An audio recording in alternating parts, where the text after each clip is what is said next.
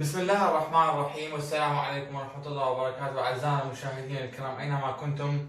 معكم المدرس الدكتور إبراهيم طلعت البياتي ومحاضرة جديدة بعنوان المترجم التحريري بوصفه مصححا لغويا. In the name of Allah, the most compassionate, the most merciful, welcome dear viewers wherever you are. This is instructor Dr. Ibrahim al-Bayati. I'll be lecturing you this day new lecture titled Written Translator as a Proofreader. First of all, we have to know written translation. Written translation is defined as the process of rendering any text from source into target language. Therefore, finding mistakes in the body of the source text while you are translating it into a target language is something possible. This lecture is about showing you two versions of translation. The first version is that translating the text without proofreading, and the second one translating the text with proofreading mechanism. We'll see that in this lecture. However, this lecture is divided into two parts. The first part is the theoretical part, and the second one is called practical part. طلابنا الأعزاء ومشاهدينا الكرام أينما كنتم، هذه المحاضرة سلط الضوء على الترجمة التحريرية والأخطاء التي قد توجد داخل النص الذي يراد أن يترجم من اللغة إلى اللغة الأخرى. فالترجمة التحريرية هي عملية نقل معنى النص من لغة إلى لغة أخرى، وإيجاد أخطاء على مستوى النص الأصلي أثناء عملية الترجمة أمر ممكن جدا. فتسلط المحاضرة هذه على النقاط الرئيسية تتعلق بإيجاد حل لهذا الموضوع وكيفية ترجمة هذه الأخطاء وكيفية معالجتها أولا، وتبين لكم نوعين من الترجمة: ترجمة النص قبل الشروع بآلية التصحيح وترجمة النص بعد التصحيح. فتنقسم المحاضرة إلى شقين رئيسيين. الشق الأول الجانب النظري. It deals with the components of the text, text types and mistakes in the written text.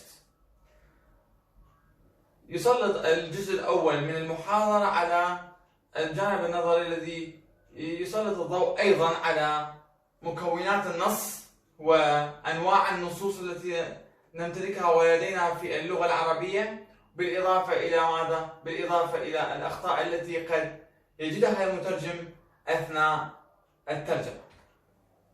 The components of the text. Every single text consists of certain components that can form the meanings and themes and ideas. So, the smallest linguistic unit is called phoneme or a letter.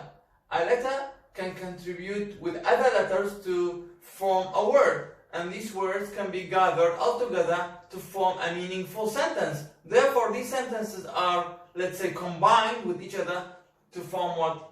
A text. A text can represent a beautiful idea, an amazing thought, a theme, something else, whatever. So, إذن أقسام النص. النص مكون من الفونيمة وهي أصغر وحدة لغوية المعادية للحرف، ومجموعة الحروف تسهم في تكوين كلمة، والكلمة بالإضافة إلى كلمة أخرى والأفعال والأمور الأخرى تساهم في تشكيل جملة، والجملة تتحد مع بعضها البعض لتشكيل ماذا؟ النص. هذه مراجعة سريعة لكم لمكونات النص، لكن فنركز قليلا على الفونيم. Phoneme is defined as the smallest linguistic unit as I said from the very beginning، وهي أصغر وحدة لغوية. A morpheme is defined as a group of phonemes that give a word or give, let's say, certain lexical item. So we have to know types of morpheme. How many types of morpheme do we have in English? ما هي أنواع الكلمات أو اللفظات التي يمتلكها في اللغة؟ We have free morpheme and we have bound morpheme. Free morpheme is of two types as well. It's further divided into two types: open class and closed class. إذا free morpheme مقسمة إلى open class. الopen class مكونة من الأسماء والأفعال والظروف، والclosed class مكونة من أدوات الربط وحروف الجر والضمائر. Bound morpheme is of two main types as well: derivational and what? Inflectional. Derivational prefixation مثل unhappy, rewrite, anti مثلا anti-terrorist operation. Suffixation مثل ness, carelessness, ship, relationship، وهكذا. والسفكس الأخرى الانفلكشنال ED ER EST وهكذا. هذه هي أقسام المورفيمات. Sentence, as I said from the very beginning, it's described as a group of words that produce a meaningful idea. However, there are certain types of collection of words smaller than sentences called what? Called clauses. And we have something called verb phrase. Verb phrase is of two types of verbs, like are going home. They are going home early. They are going هاي verb phrase مكونة من الفعل المساعد are زائدا going GOING هو فعل go زائدا gerund يكون في حال استمرارية. إذا هذه الجملة. التكست كما قلنا في بداية الأمر are a group of sentences linked to each other with the employment of linking words or conjunctions to give a meaningful theme. هي مجموعة من الجمل مرتبطة مع بعضها البعض باستخدام ماذا؟ أدوات الربط لإعطاء صورة واضحة عن الفكرة المتعلقة بالنص. Types of text. How many types of text do we have? We have so many types of text in English and even in Arabic. لدينا الكثير من النصوص، أنواع مختلفة من النصوص. تظهر لدينا أنواع مختلفة من النصوص على مدار السنة. إذن ما هي أهم أنواع النصوص؟ What are the most important types of text? There are different types of text. There are as follows: religious, journalistic, legal, scientific, literary, poetical, and sport texts. And even in journalistic category, you can find scientific, you can find religious, you can find poetical, you can find sport, you can find legal. So journalistic text is defined as, let's say, the most important component of text types, because in journalistic texts, in journalism, in media, you find different types of ideas, news about many things: culture, art, literature, politics, religion, news about virus like coronavirus, scientific news. All these things are found in what? Are found under the category of journalism. And there are subcategories like legal, scientific, literary, sport, poetical, and you can discuss them all separately as well. Each type of text mentioned above has its own vocabulary, and sometimes its vocabulary overlap with other types of text. إذا كما ذكرنا توجد الكثير من أنواع النصوص العلمية والأدبية والثقافية والرياضية والصحفية، وتحت مسمى الصحفية تحتضن الكثير من الأمور النصوص العلمية والاقتصادية والأدبية وحتى العلمية الخاصة بالمواد الطبية والفيروس. فيروس كورونا قد أصبح الآن خبرا تنقله وسائل الإعلام في مختلف بقاع الأرض، وهو نص علمي لكن ينقل أخبار. إذا نستطيع أن نضع هذا المسمى العلمي تحت القائمة الخاصة بالنصوص الصحفية أيضا، باعتبار وسائل الإعلام تتداول الخبر، نأخذها من منظور صحفي. كل هذه النصوص التي ذكرناها أعلاها، هذه النصوص لها مفرداتها الخاصة. كل نص له مفرداتها الخاصة، وأحيانا تتداخل مفردات هذه النصوص مع نصوص أخرى. Besides, these text types whose types are mentioned above require different methods of translation.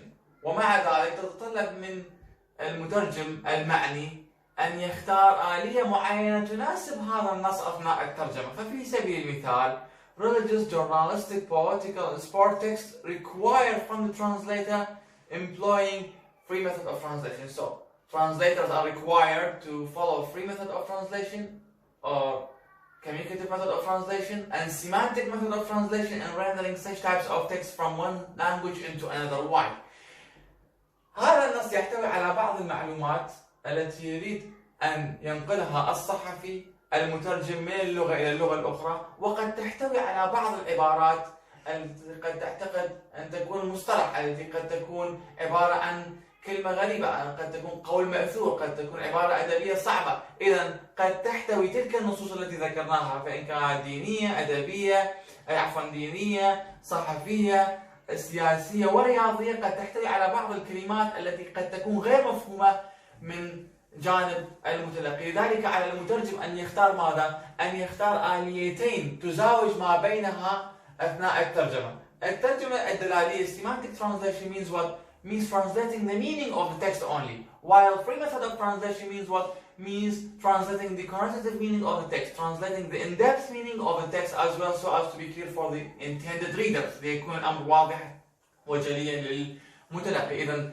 الترجمة الحرة والترجمة الدلالية وجهان لعملة واحدة أثناء ترجمة النصوص الصحفية والسياسية والرياضية طبعا وإلى ذلك، لأن هذه النصوص تحتوي على ماذا؟ على بعض الأفكار الواضحة بالنسبة للمتلقي، وأفكار قد تكون غير واضحة، قد تحتوي على معنى باطن يتطلب من المترجم اختيار الترجمة الحرة لإيصالها إلى المتلقي بشكل صحيح.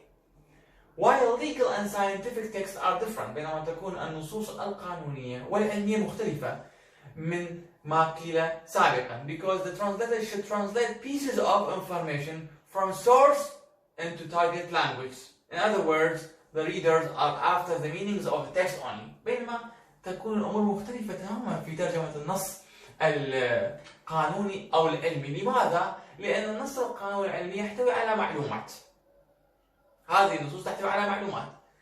المتلقي هدفه الحصول على بعض المعلومات، القانون خاص بإيجار، قانون زواج، طلاق، مادة معينة، النص الطبي قد تتعلق بإرشادات حول تفشي فيروس كورونا وكيفية الحد من هذا الفيروس، كيف أستطيع أن أحمي نفسي، washing hands carefully, doing something else, using مثلا certain medications to avoid the spread of coronavirus like Panadol, etc. إذا using Panadol, washing hands، هذه معلومات عامة، هذه معلومات واضحة جدا، لا تتطلب من المترجم أن يختار آلية الترجمة الحرة التي تتعلق بترجمة النص وترجمة معناه الباطن. هذه معنى واضح في النظرية الدلالية ممكنة. النص القانوني in accordance with Article 13 of the Constitution you can do something. بموجب المادة 13 من الدستور تستطيع القيام بشيء ما. إذا هذا كلام واضح، أرقام وقوانين. إذا لا يتطلب من المترجم اختيار نظرية الترجمة الحرة، يتطلب منه اختيار ماذا؟ اختيار نظرية الترجمة الدلالية. لكن النص العلمي قد يكون صعبا نوعا ما من حيث المصطلحات، قد تكون المصطلحات غير واضحة، وشرحنا في المحاضرة السابقة ماذا علينا أن نفعل. نستخدم نظرية الترتيب اللغوي، استخدام حروف لغة الهدف في وصف كلمة موجودة في لغة المصدر. مثل كلمة بانادول P-A-N-A-D-O-L نستخدم بانادول ونشرحها بعدين. إذا في هذه الطريقة نستخدم آليات أخرى في الترجمة. Besides, literary texts are somehow difficult because the translator deals with aesthetic effects and figurative devices as well. النص الأدبي يكون صعبا نوعا ما لأن يحتوي على الكثير من العبارات الأدبية والتعابير الجمالية والأدوات البلاغية. Therefore, the intended readers are after reading something filled with amazing style. وقارئ لغة الهدف يطمح إلى أن يقرأ شيء مليء بالطريقة الجميلة، بالأسلوب الراقي جدا، الأسلوب الأدبي الفضفاض الرائع المليء بالأسلوب الراقي. إذا عرفنا جميع أنواع النصوص وعرفنا أقسام الكلمة والجملة والنص. نصل إلى types of mistakes in the written text. There are many types of mistakes in the body of the written text. However, we are dealing with the most important ones. توجد الكثير من الأخطاء على مستوى النص، لكن نتعامل مع أهم أنواع الأخطاء. الخطأ الأول lexical mistake. Lexical mistake it means that a mistake is found in certain word of the sentence. الخطأ على المستوى اللفظي أو المعجمي معنى وجود خطأ في كلمة معينة التي تساهم في تشكيل جملة أو تركيبة جملة معينة. Grammatical mistake it refers to a mistake on the level of the structure of the sentence. بينما يكون الخطأ النحوي معنى خطأ على مستوى تركيبة الجملة ذاتها. The practical part it sheds the light on the difference of translated versions of the source text before and after the employment of proofreading mechanism. يسلط الجانب العملي من المحاضرة على بيان أوجه الاختلاف بين العبارة الأصلية التي ترجمت دون استخدام نظرية التصحيح اللغوي والعبارة ذاتها وترجمتها بعد التصحيح اللغوي. في سبيل المثال lexical mistakes الخطأ الأساسي الأول الخطأ على مستوى اللفظي أو المعجمي. توعد رئيس الجمهورية بمكافأة الموظفين الأكفاء وليس أكفاء. أكفاء جمع كفيف، أكفاء يعني كفو. Translation without proofreading. The President of the Republic warned to reward all the qualified employees. إذا يوجد هناك خطأ كلمة توعد. إذا ماذا فعل المترجم؟ صحح كلمة توعد إلى وعد. وعد رئيس الجمهورية بمكافأة الموظفين الأكفاء The President of the Republic promised to reward all the qualified employees.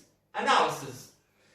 The verb توعد is derived from the noun وعيد, which means warning in English. Besides, the connotative meaning of the above mentioned example is positive. المعنى الإيحائي للجملة المذكورة أعلاه معنى إيجابي, depending on the context of situation, بالاستناد إلى سياق المعنى.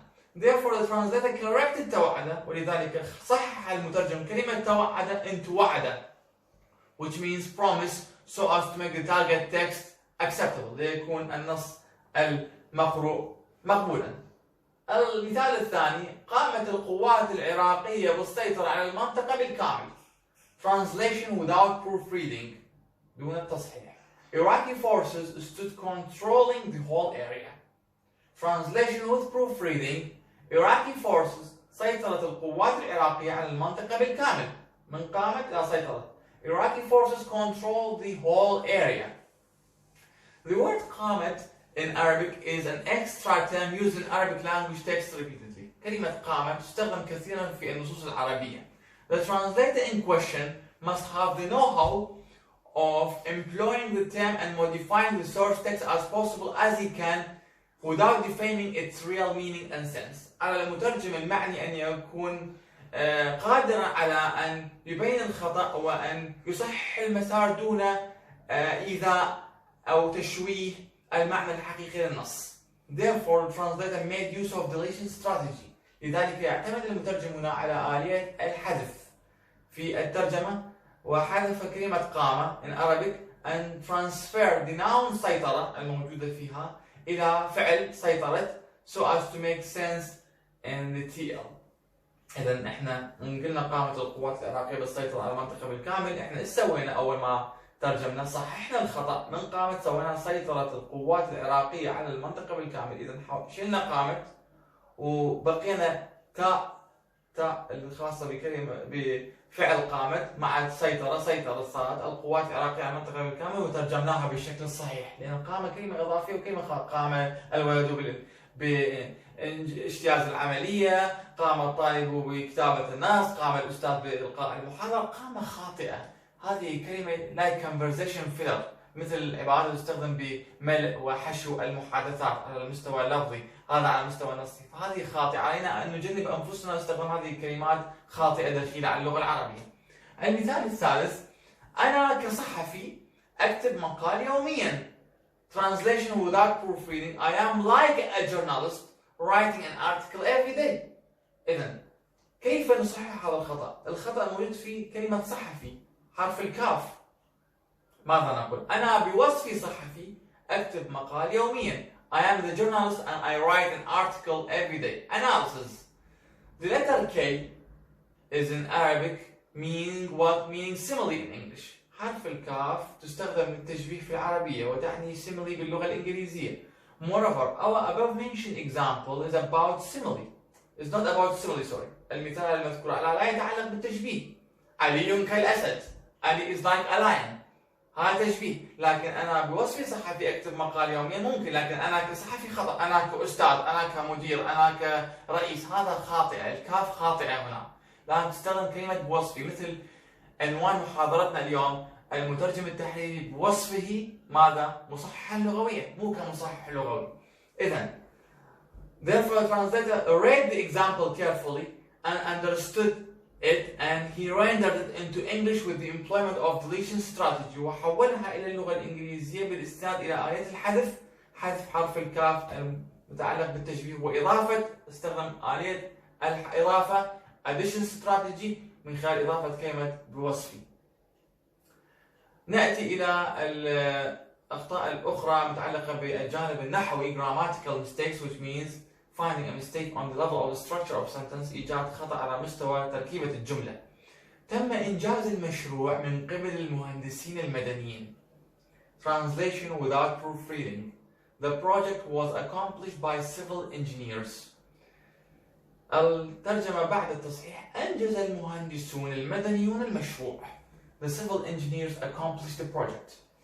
The agentive passive voice in Arabic is not acceptable, is not found, is not available at all. Therefore, the Arabic phrase من قبل is wrong. The translator transferred the agentive passive voice into active voice in Arabic and he deleted the word من قبل. أن تم عزفها. إذن لا توجد قاعدة لغوية في اللغة العربية تسمى المبني للمجهول ذات الفاعل المعلوم. هذا متوفر في اللغة الإنجليزية فقط. The action was accomplished by the soldiers. لقد أنجز الجنود هذا القرار أو هذا العمل. هذا غير متوفر. لماذا؟ لأن حولناه إلى active voice. كلام مباشر واضح. مبني المعلوم صار. إذا passive voice تحول إلى مبني المعلوم باللغة الإنجليزية. إذا ليس لدينا في اللغة العربية مبني للمجهول ذات الفاعل المعلوم. هذا خطأ. لذلك حولت الجملة. تم إنجاز المشروع من قبل المهندسين إلى أنجز المهندسون المدنيون المشروع. حولناهم المهندسين المدنيين الموجودة في هذا الوضع الحرج إلى مهندسون مدنيون فاعل، لأنهم هم الفاعل الحقيقي، صح؟ فلذلك استخدمنا هذه النظرية، نظرية الحذف وتحويل. كتب الطالب مقالا بشكل جيد. Translation without proofreading. The student wrote an article in a good shape. Translation with proofreading. كتب الطالب مقالا جيدا. The student wrote a good article. The phrase بشكل جيد is not acceptable in Arabic because it's incorrect.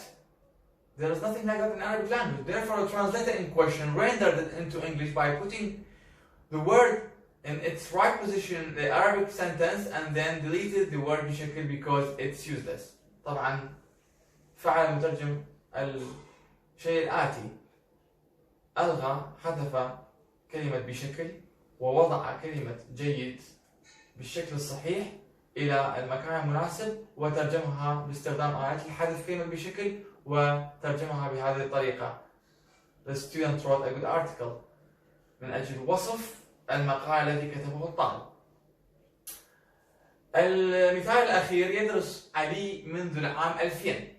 Translation without proofreading. Ali studies since 2000. Translation with proofreading. ما زال يدرس علي منذ العام 2000. Ali has been studying since 2000. Analysis. The example presented above is in the present perfect continuous. المثال الذي ذكر قبل قليل مثال في زمن المضارع التام المستمر. And this is understood through the reading of the context of the sentence. وهذا مفهوم من خلال قراءة سياق الجملة.